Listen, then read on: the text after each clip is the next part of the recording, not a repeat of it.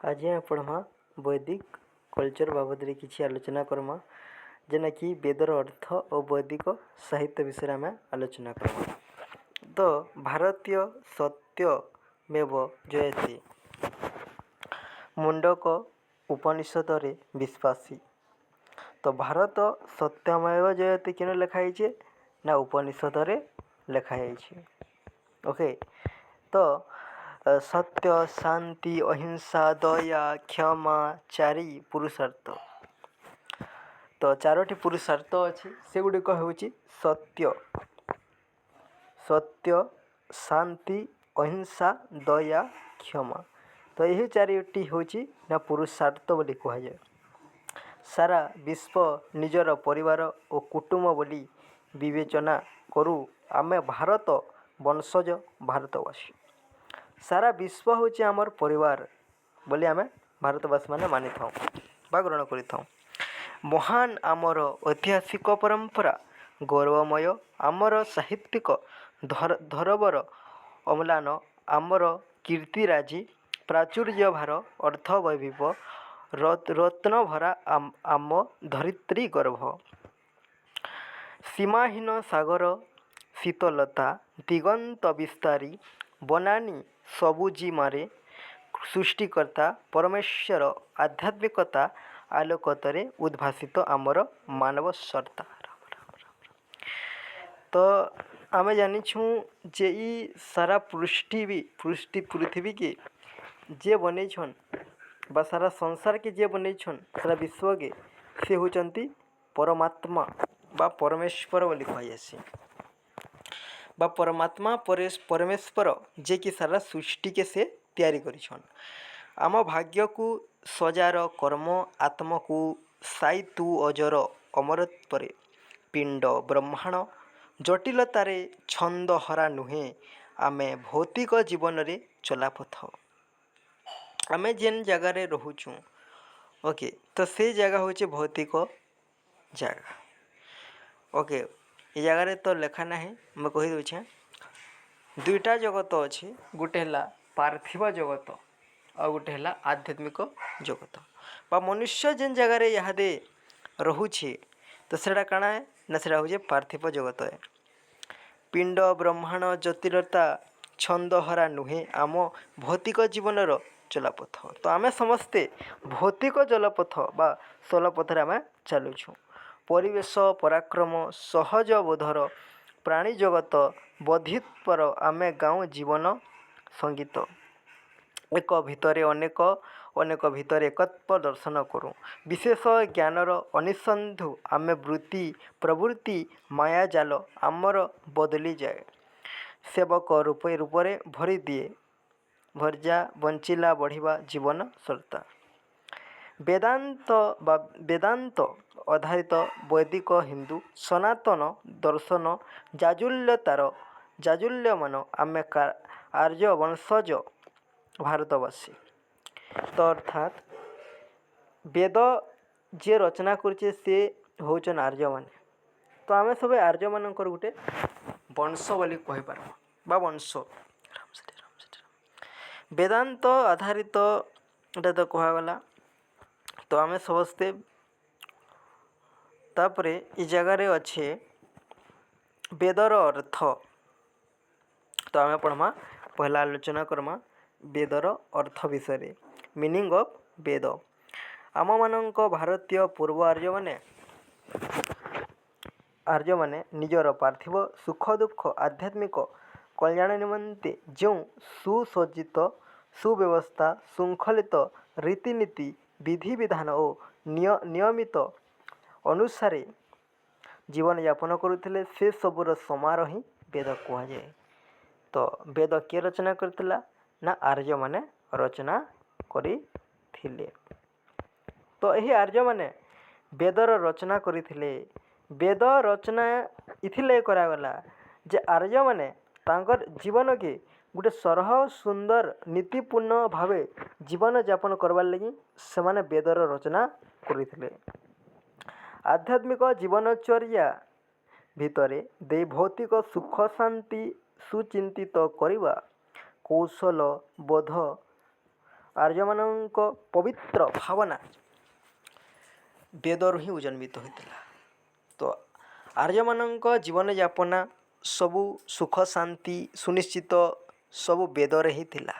से वेद रे जेन प्रकार लिखाई ना सबु से वेद के फॉलो करी से बंचुले। तो वेद हूँ आर्यमान गोटे पवित्र भावना भी तांको ठारू ही जन्मी थिला। ईश्वरंक प्रशंसा संतुष्ट करने यज्ञ रीतिनीति कर्मकांड बलि उत्सर्ग रीति सबु स्त्रोत्र मंत्र श्लोक आकार रे गान कराइला। वेदरे जदि देखमा बेले भगवान को प्रश्न करवार लगी भगवान मान को संतुष्ट करवार लगी विभिन्न प्रकार जाग यज्ञ थिला, विभिन्न प्रकार रीति नीति नियम थिला, कर्मकांड बलि उत्सर्ग माने श्लोक माने सबू रही बा गान कराला। यह समाहार को वेद कहुए। तो वेदरे भगवान को किपरि भावे संतुष्ट कराइबा तांको प्रसन्न कराजिबा नीति नियम यज्ञ बलि प्रथा श्लोक मंत्र सबू वेदरे ही लिखा जाए वेद बोली कहुए।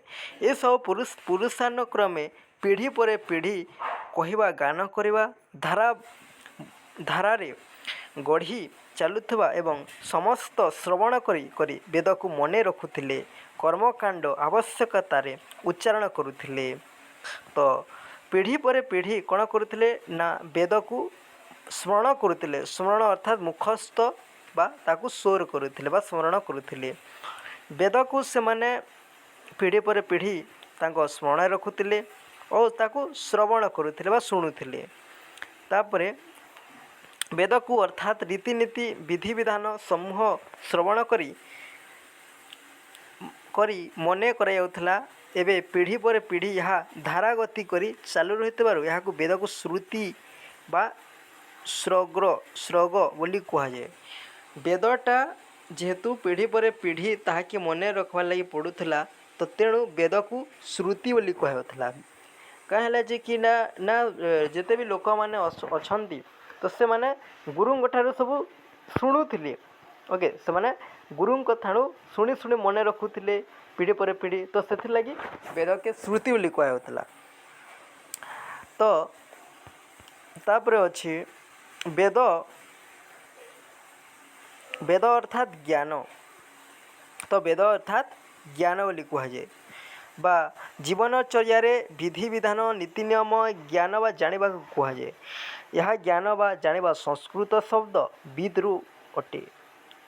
वेदटा संस्कृत शब्द विद्रु आसी एवं जो संस्कृत शब्द वेदर उद्भावन होइछि अर्थात वेद संस्कृत शब्द विद धातुर आसी और यार अर्थ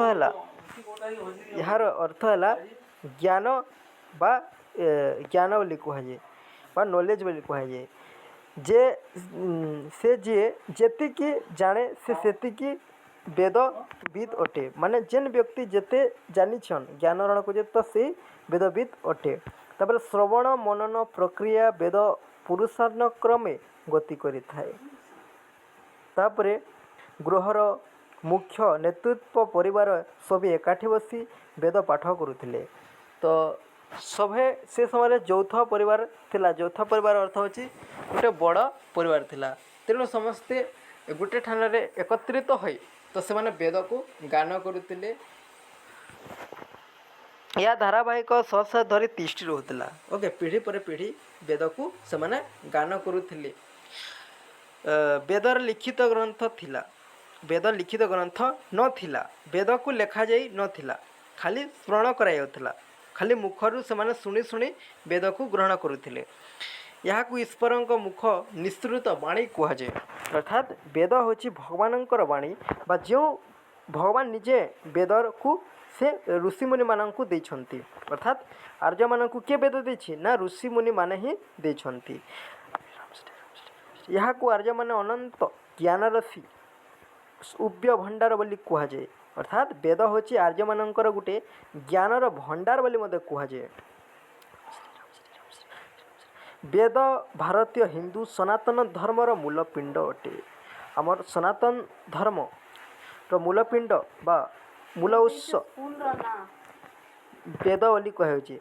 तेबे आधारित भारतीय संस्कृति और जीवन दर्शन समग्र विश्व मानव सभ्यतार परितुष्ट परिवर्तन तेणु सोभियत द्वारा अभिनंदनीय। तापरे अछि वेद अर्थात वेदर किछि प्रकार भेद रही तो मुझे सेटा कह दूचे। तो वेद हूँ चारि प्रकार तो वेद को चारि भाग में विभक्त करा जाइछे। प्रथमे अछि ऋग्वेद। ओके प्रथमे अछि ऋग्वेद तापर अछि सामवेद तापर अछि यजुर्वेद एवं तापर अछि अथर्ववेद। तो ये चारोटी प्रकार वेद रही अछि पिला माने। तो पुरातन समय कौन करथिला ना वेद को तृतीय बोली कहता तृतीय अर्थात त्रिय बोली मध्य कह जाउथला कौन पे ना ऋग यजुर साम बोली कहउथला किंतु अथर्व वेद को वेद बोली से समय धरा जाई नथिला। ओके पुणी अथर्व वेद को से समय वेद रे ग्रहण करा जाई नथिला। तापरे देख वेद रे काण अछि ना अथर्व वेद रे संक्रात्मक रक्षात्मक ओके सब प्रेत्रात्मक निवारणा मंत्र ओके सब सेठारे ही करा जाइछे।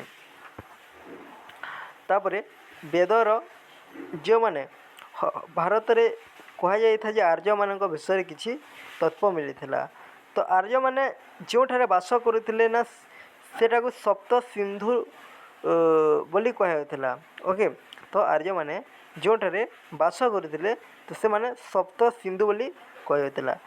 तो से माने सातटी नदी कूल रही से माने वास करुथिले। तो एटारे किछि आर्य मानकर परिचय मध्य मिलता है। से माने ईरानीय अंचल रे इंडो यूरोप अंचल रे भाषाभाषी लोक बसति स्थापन करथिले एवं से माने सिंधु प्रदेश रे आसीथिले और सप्त सिंधु ओके सातटी नदी कूल ठारे से माने बसवास माने करथिले आर्य माने करथिले। तो ये सब